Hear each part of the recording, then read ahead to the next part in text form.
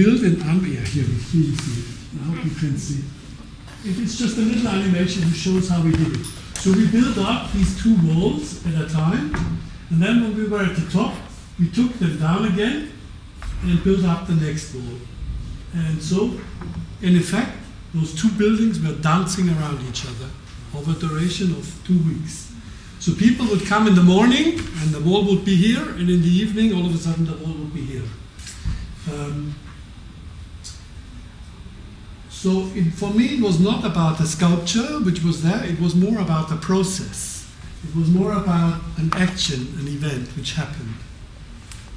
So this is the animation I showed to the gallery, and I showed to the city planners, and it took me half a year to negotiate so I could do it. So at the end of the period, in that case it was a week, the two houses would have been at the same spot at the same time, but only as a gesture, not as a sculpture. Okay, now let's continue this. Okay, I go down, over here. So, and it was a very messy building site. So this is really the town center of Newcastle. So we kind of blocked it and squatted the public place with this kind of building site. And people didn't know what was happening. They were thinking somebody really wanted to build something here, which was quite funny. Obviously for me it was more about questioning what public space is, challenging the notion of public space. And because the walls were constantly moving and changing, I wanted to present a public space as a collaborative process rather than a set of permanent architectural features. So the way I redefined the space was as a process which constantly changes. So by that I wanted to ask, what is public space, you know? Is it something we just go through, or is it something where we meet strangers and so on? So here, again, you see it's like a building site. It's very messy, and people were very surprised. So in the morning they would come, they see this wall, and the next day they see it like that, and they didn't know what it is. So they asked the builders, they said, what are you doing here? Are you building a house here? I said, no, it's an art project. So they had to kind of defend my work. They had to negotiate my work to the public and discuss it. But before I could realize the work, I had to talk a lot to the city council, building regulations, health and safety, police, fire department. So it took me at least half a year, nearly a year, before I could realize the project. And for me, the artwork started already at the beginning of the negotiation. So this is all part of the artwork, not just what you see in the 5 days here. Here's just some other views. So it constantly changed for 5 days, and people at the beginning had a lot of discussion with the builders. They said, "Oh, you're destroying our public square. Here you can see the monument. This is the main column. On top is Earl Grey, the famous Earl Grey for the tea. You know, he's on the top of this column, and it's the town center of Newcastle." And the media immediately wrote a lot about it, because it was a very provocative act to kind of squat a public place with a building site. And this is actually what I wanted, so that a public discussion started to happen. The media discussed it, interviewed people, what do you think this is, and so on and so forth. So there was a lot of debate about public space all of a sudden happening. We made also a little tiny documentary, and hopefully this works. Should work. No, it doesn't. But I show you a little film again, because you can see what happened. At the beginning, the builders saw it as a job. They thought they do it because they learned something new. And at the end, they really took on ownership of the work. So they became part of the work. They liked it so much that they were selling it to the public as their own work, which was also what I really wanted. You can see that in this little film without sound. So they were like actors on a stage. You know, they were building and doing, and people were asking, what are you doing?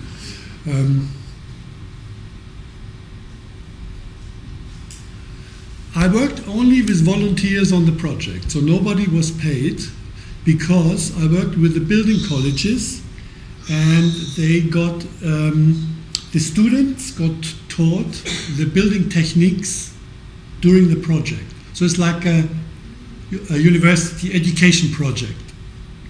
So you see all these young students, and this is a new technique which is not really used in the UK, which is thin joint. They glue the blocks on top of each other with like breeze blocks. They don't have that in England too much. Now they have, but 10 years ago they didn't. And you can see they have to sell it to the audience, which they really enjoy.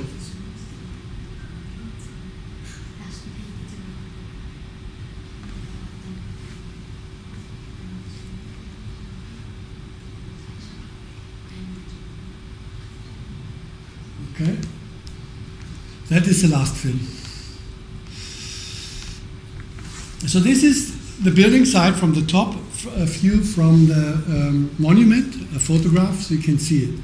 So again, for me, the main audience was probably all the people involved in the project. There were about 50 people working on the project, and they never had anything to do with contemporary art practice. So they had all of a sudden to engage with this through their work, and all of a sudden they became part of it. So my main audience, apart from all the people who passed it, were also these builders, which I think is absolutely key. And as I said, at the end of the whole process, they really took it on as their own work. At the same time, because I do also photography, I thought, how can I document the project in the best possible way? And I'm very much interested in analog photography, so I built a camera which recorded the whole project during the whole duration. So I opened up the shutter at the beginning and closed it at the end. So it's a long exposure photograph. Does anybody of you know about photography? Do you know what I did in terms of technique? It's like using, when you click a photograph, obviously it has a shutter speed. It opens and lets the light in and it closes. Yeah, but the light yes. can't change. The light change in a photograph. Yes, but I kind of like opened the shutter for 1 week. It's possible. It is possible, yes. Become white. Overexposed, exactly. So how can you avoid this? Any idea? Come si dice lente? Lente? Yes, lens, yes. You have a very small aperture, tiny little hole. Not pinhole, but nearly pinhole, yes. And then you put in front of it neutral density filter, like sunglasses. Yes. A lot of sunglasses in front of the lens. So then I can make a photo, which is now like this, a week exposure. For me, it was interesting that the photograph shows. Can we see? Oh, scusi, I see wonderful here. Okay, I thought you see this. Scusi. Okay. Keep talking and I don't show anything to you. So this is a photograph from the top, and you don't see any people because they move too fast, but you see somehow this kind of messy experience. And they are printed large-scale, black and white, fiber-based barita, is that? Carta barita? Barita. So gelatin silver prints. So this is another one. So they are really over. So you see somehow the building, but obviously in England the weather changes all the time. So when the sun shines, the wall is really good exposed. When it's overcast, you don't see the other wall. So this is why you don't really see it too good. But this is the weather in UK. Now, after this, I was invited for a public art festival, a Biennale in Madrid, and I thought I want to continue this type of project, but in a different way, that I use, first of all, a different material, but the same idea, same project, in a different location. Again, Madrid has a huge problem with accommodation. People don't have any accommodation. You know, all the students are protesting, very expensive.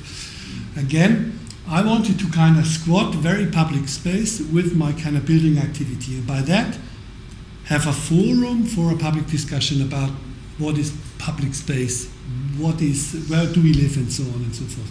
So this was my proposal, again, to use these kind of shells just in the walls of a building in real scale with real building materials. And again, two buildings that dance around each other.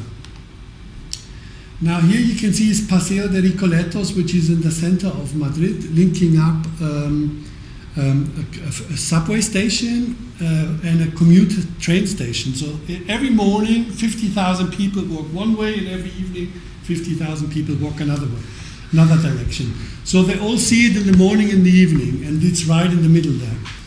And this time, I used a different technique. I used a different blocky, like these blocks, which click into each other like Lego. So I don't have any waste anymore, and I can reuse the block.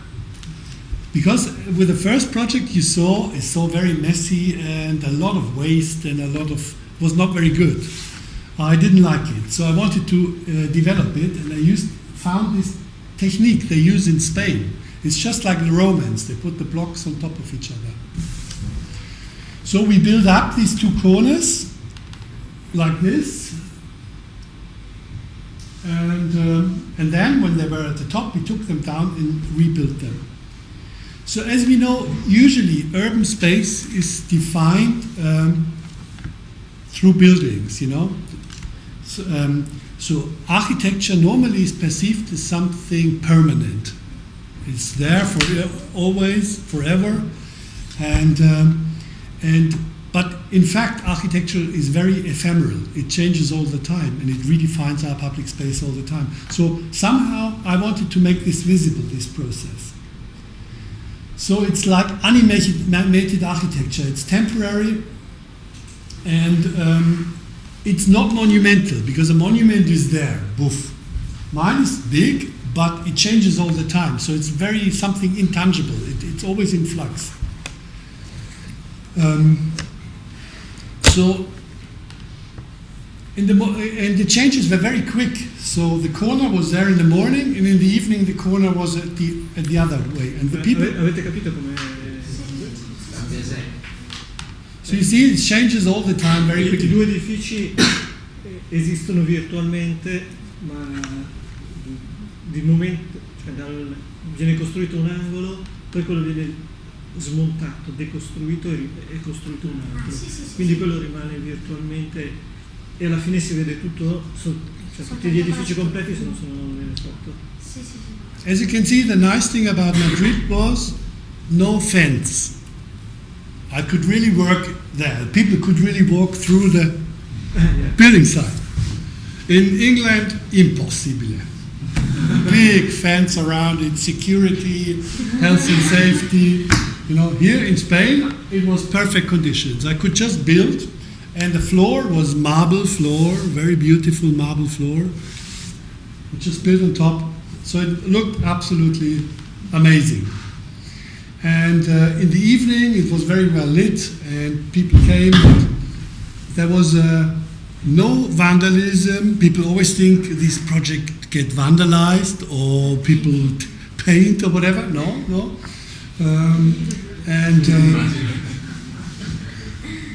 So maybe in Bologna, a lot of graffitis here, but here there wasn't any. I never had, with any of these projects, any problems.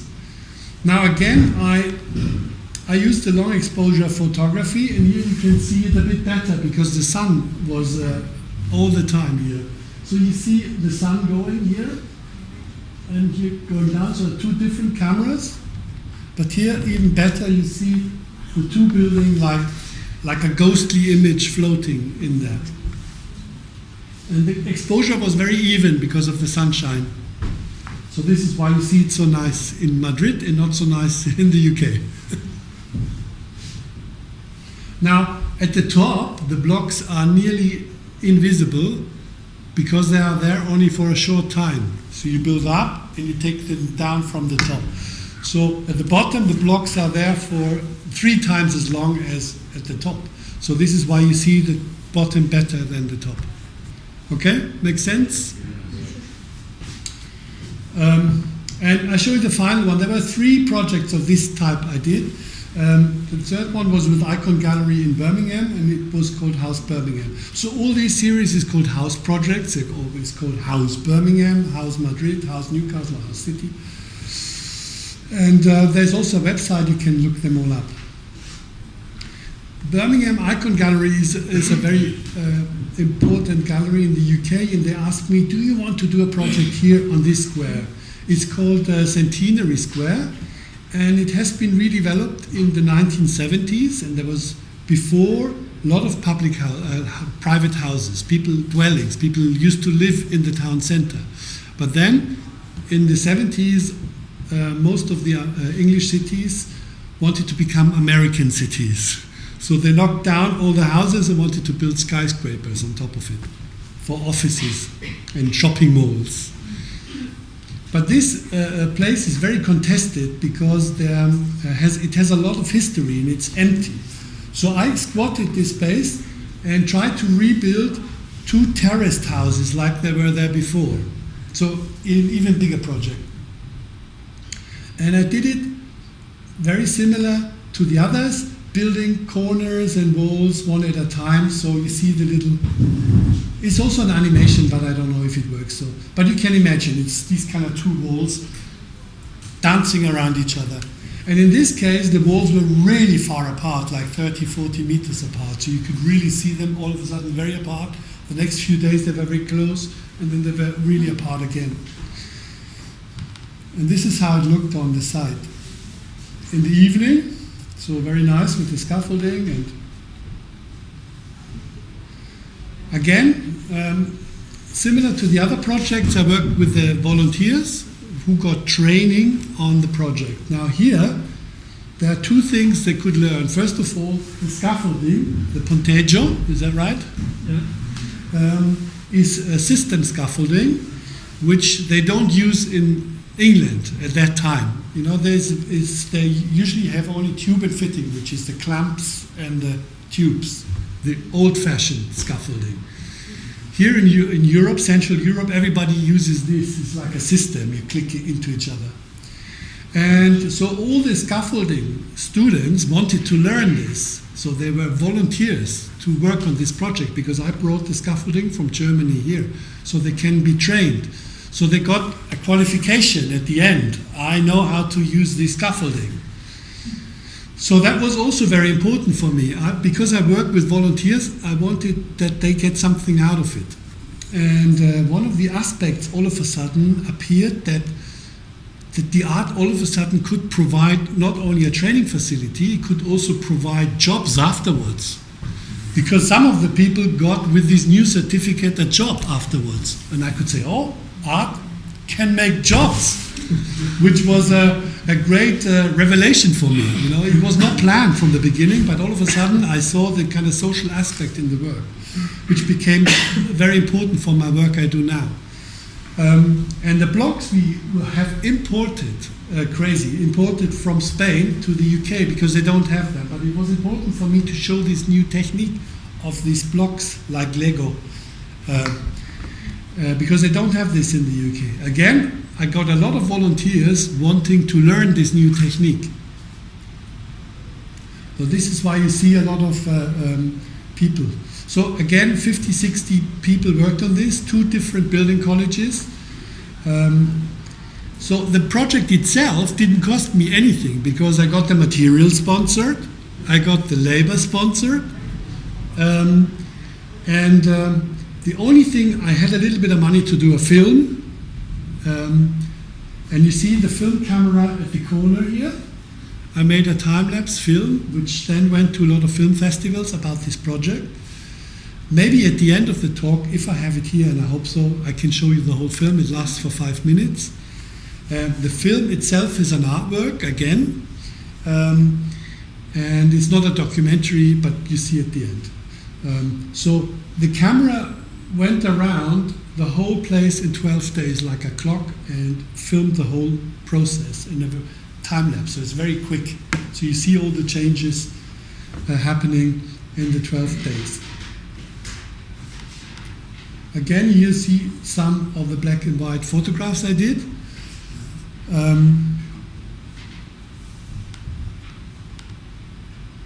Same process as before, and here you see what the camera did. So I had, it's like a clock which went around in 12 days, so it moved permanently, very slowly, took one image after another, and filmed the whole project. Okay, how much time? Oh yeah, need to speed up, there's a lot to know. So then I come to one of the biggest projects I've done so far, which is called Transfer with Milton Keynes Gallery in the center of Milton Keynes.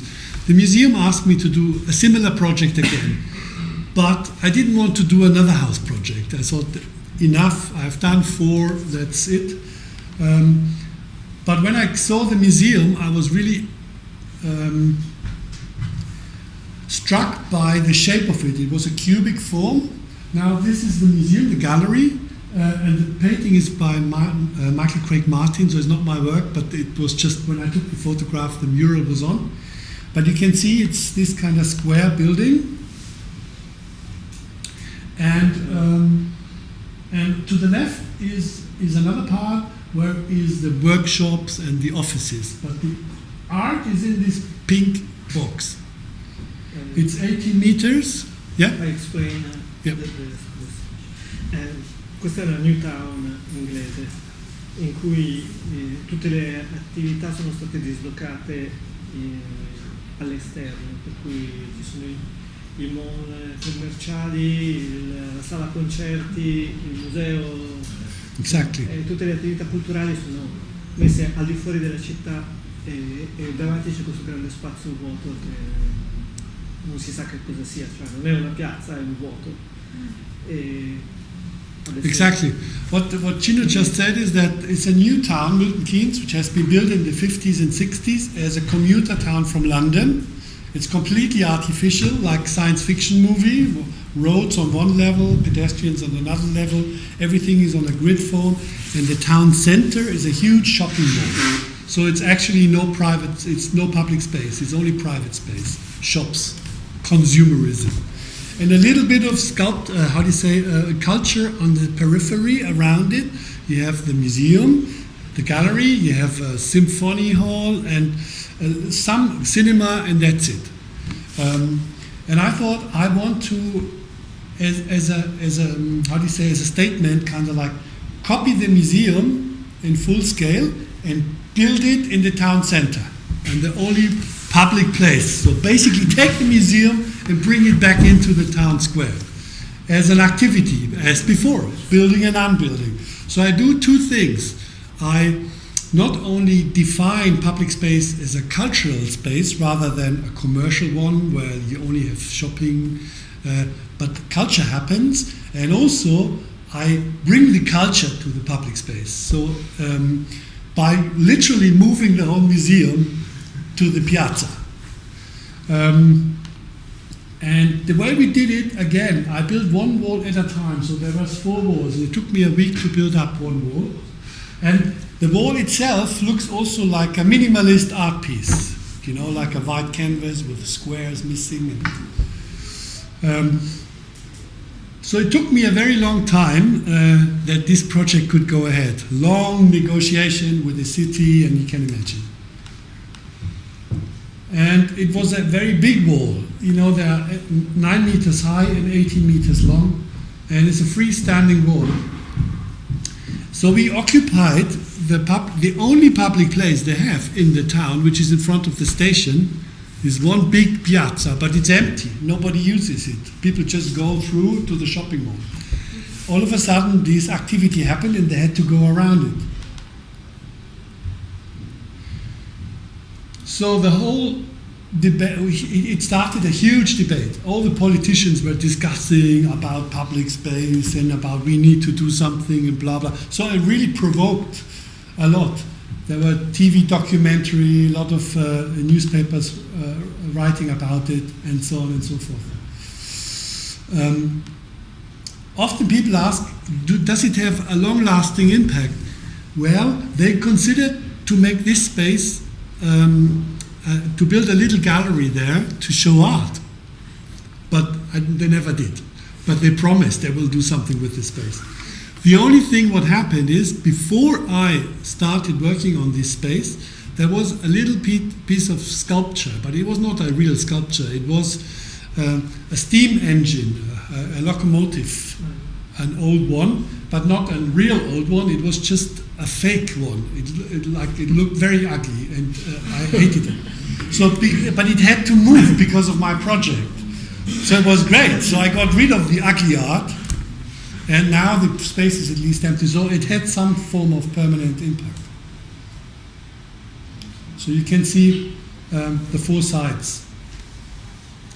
There's also, we filmed also the project, every wall with a camera, and then later on I had an exhibition in the museum and I projected the walls onto the film onto the walls. So basically, then I animated the real building in the exhibition. And I showed, maybe I have a little. No. You can look it up on the website. There you can see how it works. Now, this is one of the long exposure photographs again I did. Here again, you can see one wall is very bright at the bottom because there was sunshine, and then sun is gone again. So you cannot really, you can a little bit see the whole building. I don't know. So these photographs are a very important way for my work, because they, as I say, they are not just documentation. They I think reveal another layer of the work itself. They show very visually that my projects are very ephemeral and you can't really grab them. If you are interested in these two projects, just look up these websites.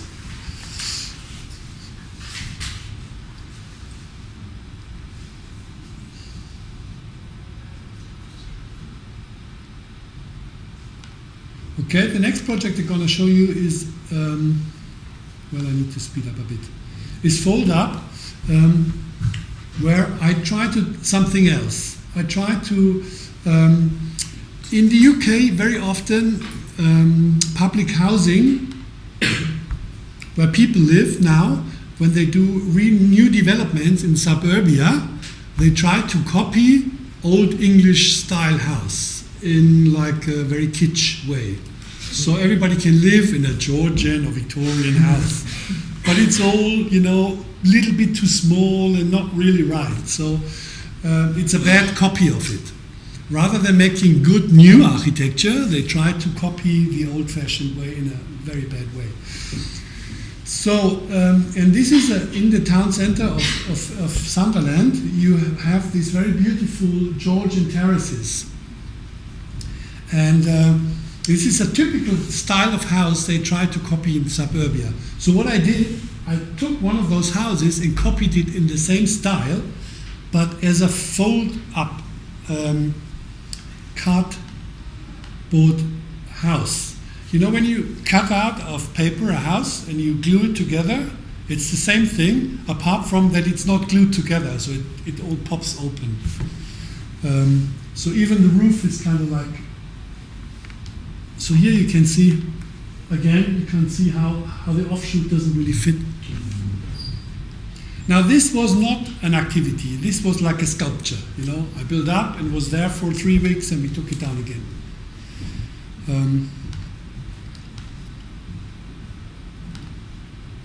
And as part of this project, you can also, there's a website again, you can download the paper cut model. So if you want to build this house, you can. There's a little art piece for download. So then this kind of projects evolved, and then I did one in Belgium as part of a public art biennale where I kind of copied the facade of an old building and lay it down. And the building itself had a name. It was called In de Meremin, which means mermaid.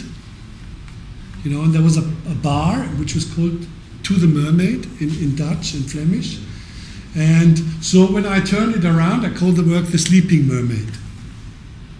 So basically, the building was lying there, sleeping, the facade. And you see the context of it. Again, this was really built up and then taken down, but I took this photograph just at the moment when they were finished because I wanted to show the relationship between the real facade and the building I built. So this is different in that sense that I really copied an existing building. Again, I was working with volunteers, unemployed people, long-term unemployed people who got a training course through the project and was therefore supported by the city. And here you see again these long exposure photographs, and you see they become like this kind of shadow of the building. I speed up a bit, otherwise we sit here all night. So now I come to a film. Do we have internet here? Oh, maybe I have a film in Italian for you. So I did this project in Milan with a gallery in Milan called Ciocca. They kind of invited me to realize a project in the center of Milan. And when I came to Milan, I found this Piazza Oberdan. I don't know, do you know Milan? Do you know Piazza Oberdan? Maybe? No? It is quite in the center. It's just after the big park. And I thought it's a beautiful place. But when I looked around, I saw these kind of very funny columns. And I didn't know what they were. They are not antique columns. So I asked, what is this? Nobody knew. So I asked the city, and they said, oh, this is a chimney for a bathhouse which is underneath. So there is a historical old bathhouse from the Mussolini era underneath the piazza where people go and had shower and would wash themselves. And this were the chimney for the heating, and they kind of disguised them as pillars, columns, Roman columns. So, and I thought, I want to see the bathhouse. So nobody has the key, Italian, we don't know, nobody has the key.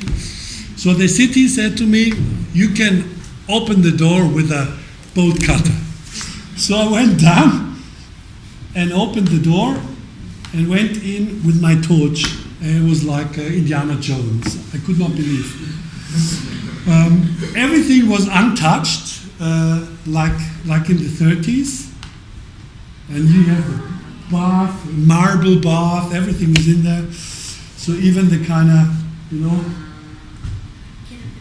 for the signorina, you know, haircutters, I guess. And then here you have the nail varnisher shop, you know, but everything crumbling apart. Absolutely beautiful, and it has been just left and closed down in the 70s and locked, and it's there. And when I was looking down there, I found the original drawings, the architectural drawings, in a cupboard from 1923, whenever it was built. So I took them. I stole them, I made a scan of it, and then gave it back to the municipality and said, you have the original drawings there. And then I decided to make a sculpture on top of the piazza, which kind of mirrored the whole architecture underneath. So the floor becomes like the mirror of the architecture which is hidden underneath. So, and I kind of took, if you go back, you see it's a very complicated architecture, but I copied some important parts of it, like the outside walls and like some columns and parts of it, not everything. So it becomes like a ruin or something. And that was my proposal, again, to do it in the same way as a process. But this sculpture is about 60 meters long and about 8 meters high. and on top was always a market. So I was building within the market. So you see here the people with the stall say, "What do you do here?" And but they became very friends. They understood what I'm doing and they liked it very much. So it was very nice. So you see, we are building and unbuilding. You see the builder here is just taking the block, and it's like Lego. And it went all the way along and all around. And that, again, took 10 days. So, and at the end, where are we? We nearly went into the next shop. This is why it was so short, because this is where the permanent shop was. So we stopped just before the shop. And the neighborhood, there's next to it a gallery called Spazio Oberdan, I think, Yes, which is also very well known for contemporary art events and cinema and so on. And there was a huge discussion. Again, the politicians all came, "Oh, we didn't know that there was this beautiful bath underneath. We need to do something about it." 2 pages in the newspaper. A lot of discussion. Politicians say, "We do something. We want to rescue this and make it a cultural space. Give it to Spazio Oberdan so they can use it as a gallery." But at the end, no money, nothing happened. But again, for this duration of the 10 days, it was very much back in the memory of the people. And the old people came and said, "Oh, I had a bath here and it was a great time." So we kind of like revived the whole space underneath. And can you see here some photographs? Maybe not so good on the projection, but you see the scale of this piazza and what we did.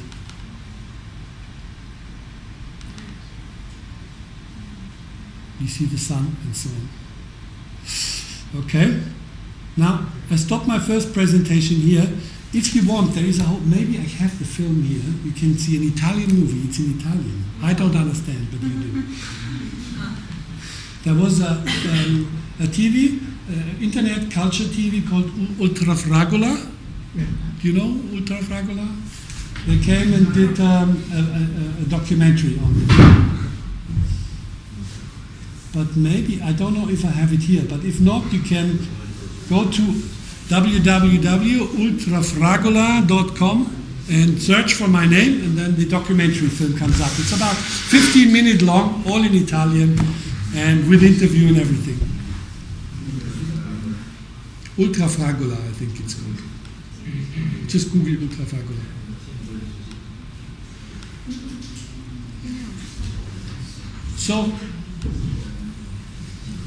So I did quite a lot of these kind of building and unbuilding projects. This is just a selection of it. But now I want to show you a different type of practice I also do,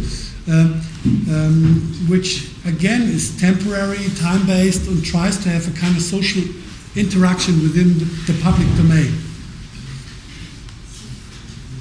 So I just show you one example of this work, because otherwise we sit here too long and then we probably have a better discussion. Now this work is called Res Publica, and it was part of a public art festival in Washington, D.C., and I was invited to do a temporary installation there for the duration of 2 months. No, it's a month, just over a month.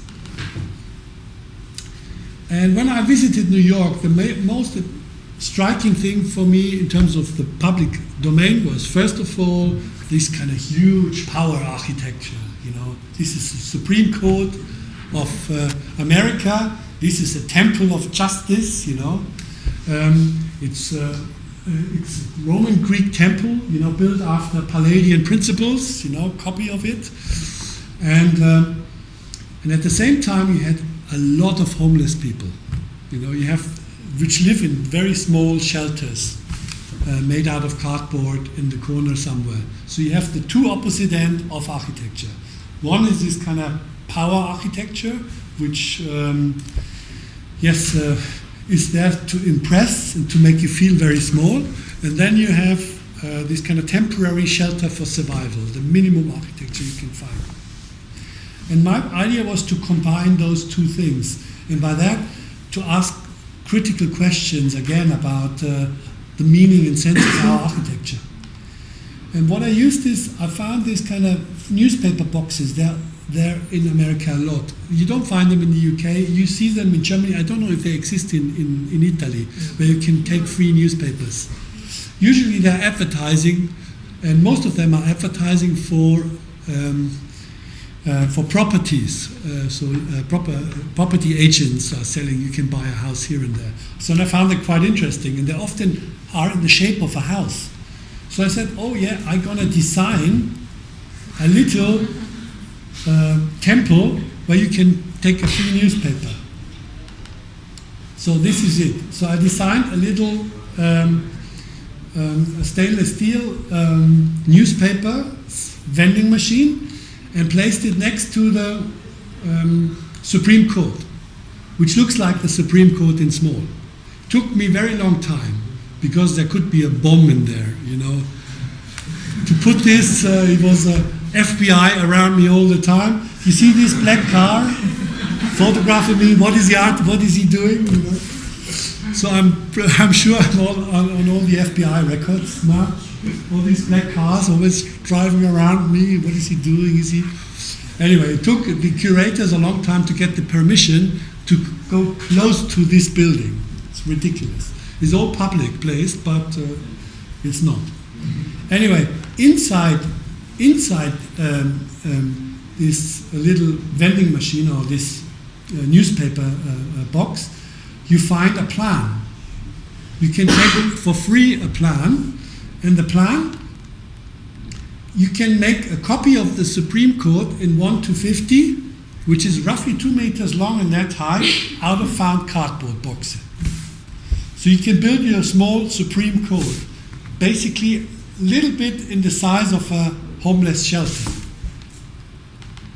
So people could take them and build it. And I got some art students from Washington to help me to build 6, 7 of those and put them up in public places, like you would usually find homeless people sheltering, and left them to the decay, so they would kind of like decay and in the rain crumble apart during the duration of the work.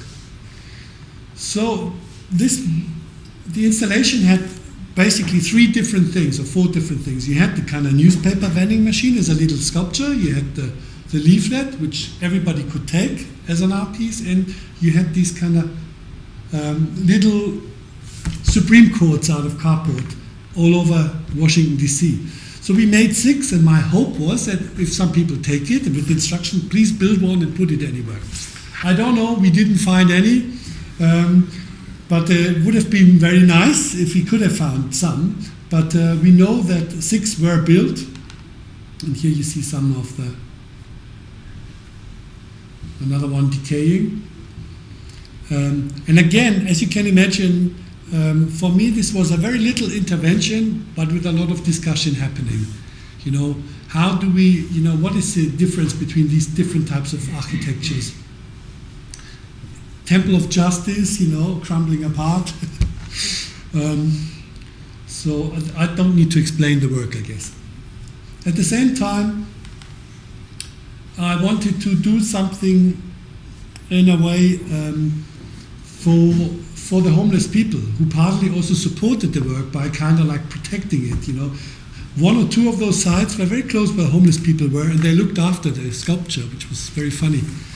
And so I worked with a homeless shelter organization, and I donated some artworks, and they sold them off in from this print. There was an edition of 10, and they auctioned them off, and all the money went back to the homeless. So I didn't want to kind of like just to play on them. I also wanted to kind of, if I could, contribute a little bit and support them. I think there is some websites, lots of blogs in America where you can see lots of images of this work crumbling apart and how people interact, especially with the vending machine. When it was empty, they put things in there and photographed it, and it's on Facebook and whatever. Okay, I best stop here, otherwise I talk forever.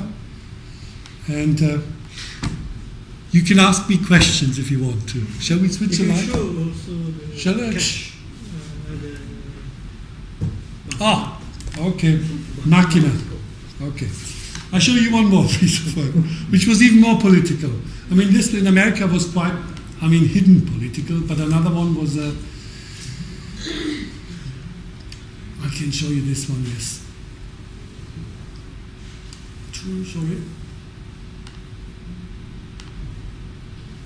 So, not this one.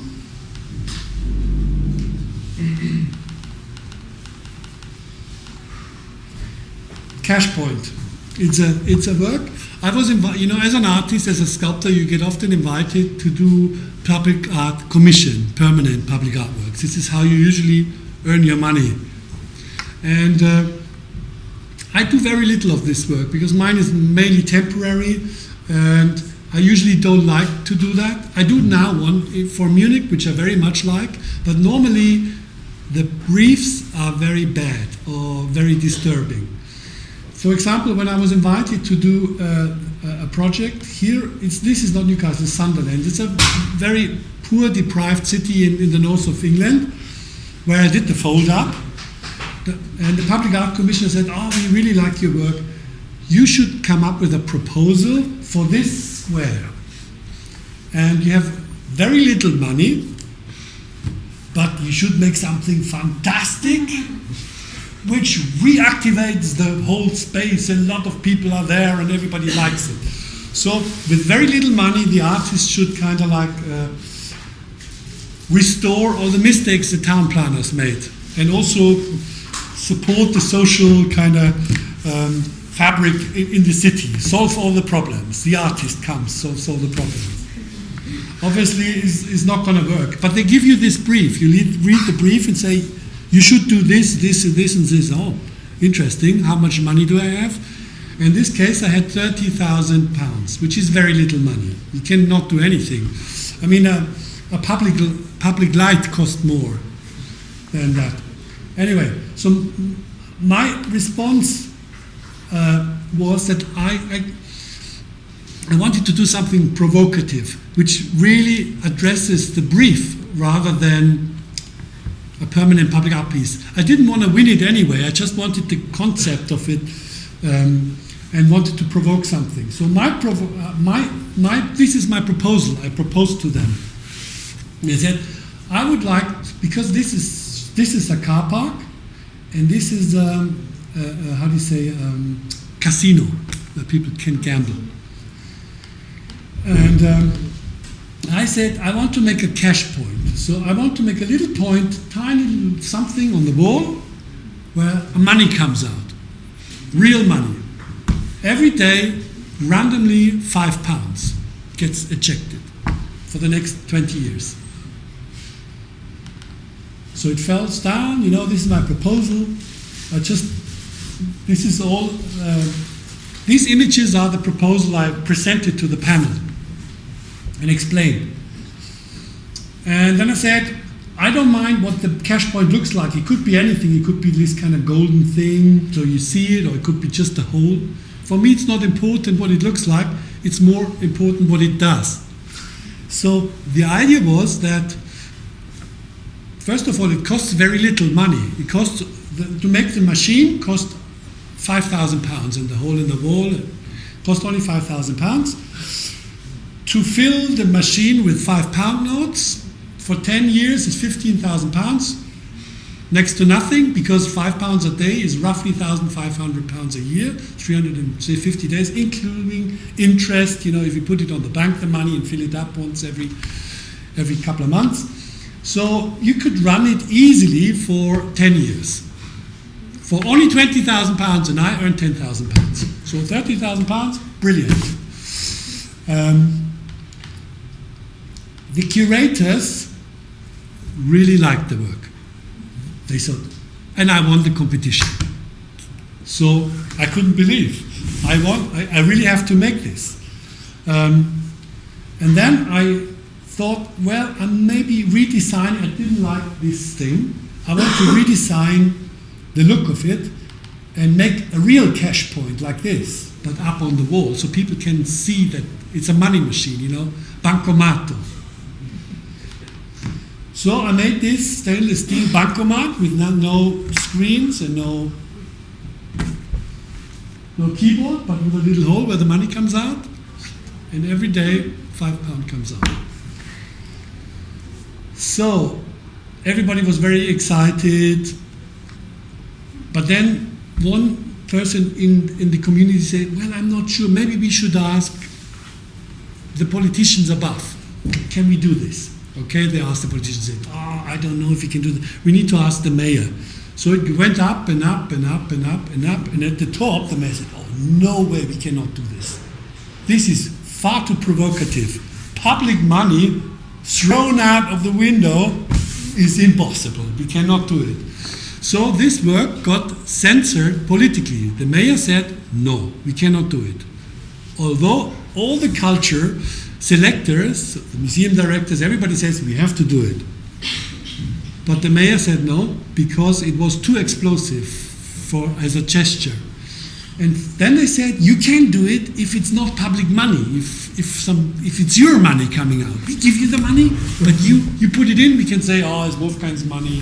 And I said, no, this is the whole point, that it is public money.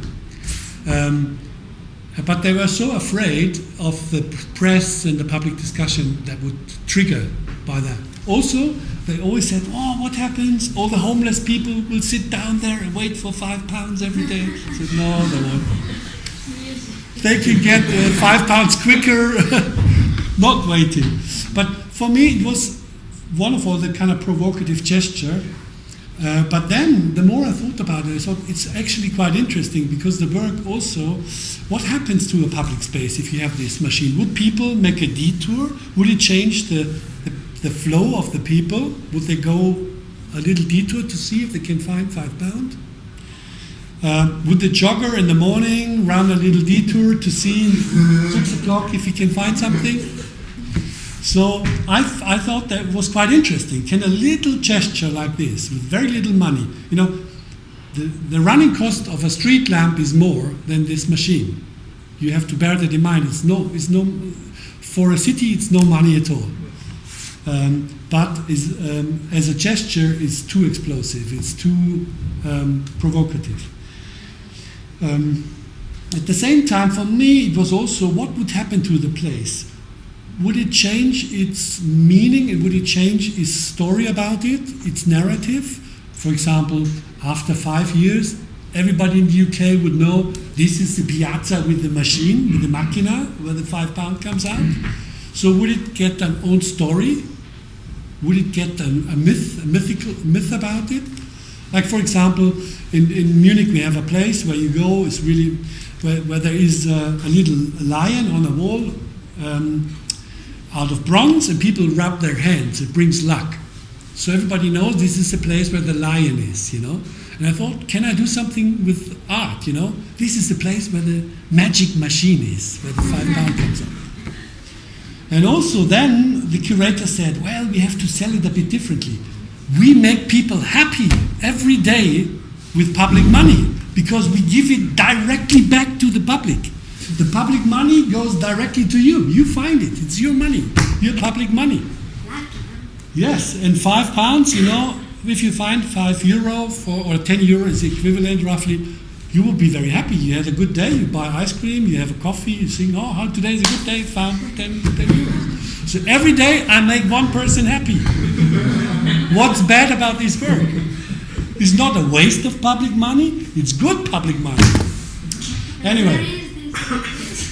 So this place does not exist, because the work was never realized as a permanent piece of public art, but I made it nevertheless for a Biennale in Australia, for a public art festival, which was called Back to the City, and so it was there in 2008 on a wall for 6 weeks. But it was just, for me a test. In order for the work to really work, it needs to be there for years. Because if it's just there for an exhibition, it's a compromise a little bit. But for me, it was important to show the work. Now, the work will be shown in a series of exhibitions in the UK in various museums as part of a show on economy and money within the art business. So they invited me, please show the work in there. So now it's in the museum and the visitors can find £5. I mean, it's just, as I say, it's okay for me, but ideally, I always say, and it says on the piece, this should be a public artwork outside in the public domain, not an exhibition piece. And also with my gallery, we arranged that they want to sell it to collectors, of course. And I said, yes, if a collector buys, he has to put it in public place for at least 2 years and put his own money in. Otherwise, he cannot buy it. Still, it's cheap, you know, it's only whatever, 20 or 30,000 pounds he has to pay for 2 years. But he gets the work very cheap. Do you know what I mean? So, fine. So far, no collector has bought. Okay, let's finish here. Thank you very much. Thank you. Thank you.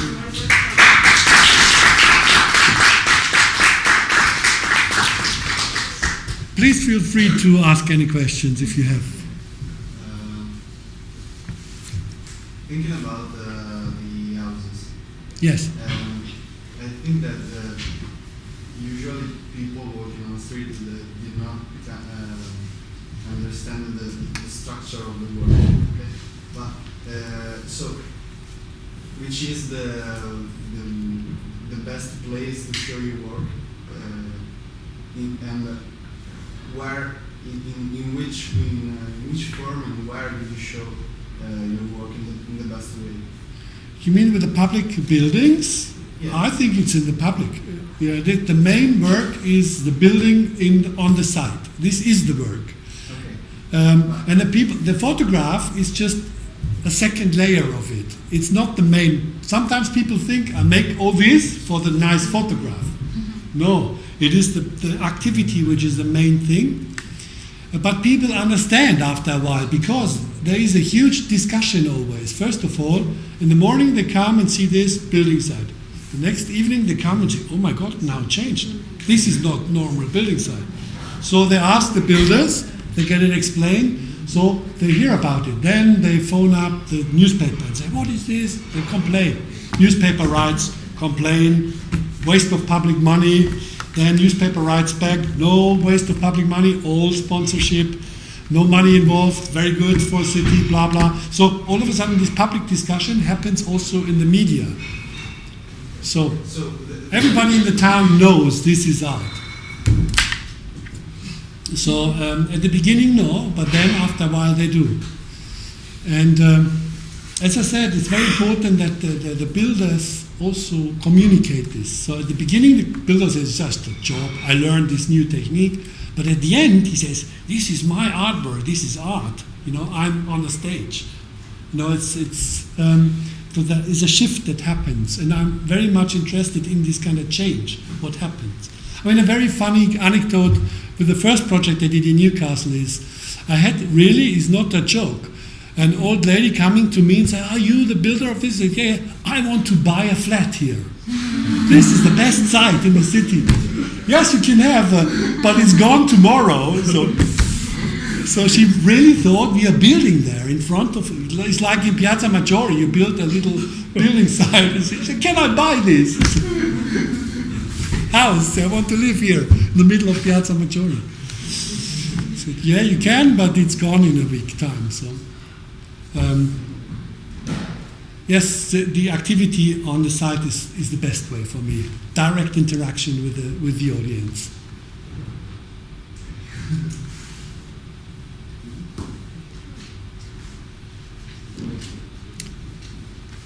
Any more? No?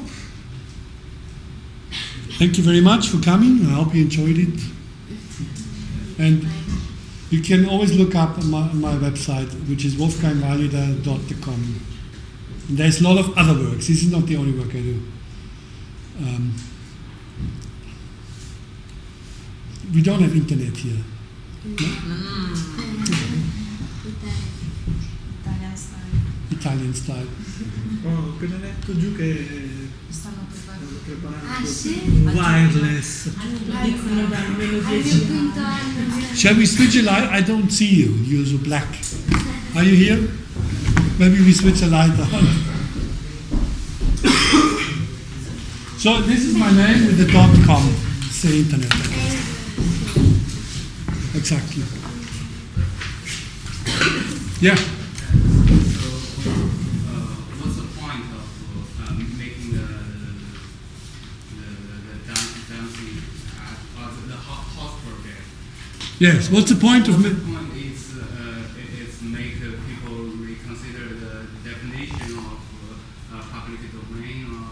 Yes, yes, yes, on various levels. I mean, first of all, what is public domain? I mean, how do we define it? It's full of, there is, if you look very close, there is no public domain left, hardly any. For me, these works are hopefully reinvigorating, how do you say, restating the forum. You know, in ancient Rome, the forum was a place where people come and meet strangers, have political discussion, interact. Now we don't have this kind of place. Maybe the internet, but I mean in a physical sense, public space doesn't really exist. In Italy more than in other countries because of the weather. You have a lot of piazzas, lots of people meet. So, but in the UK you don't. You don't have any public place. Public place is just a way to get from A to B.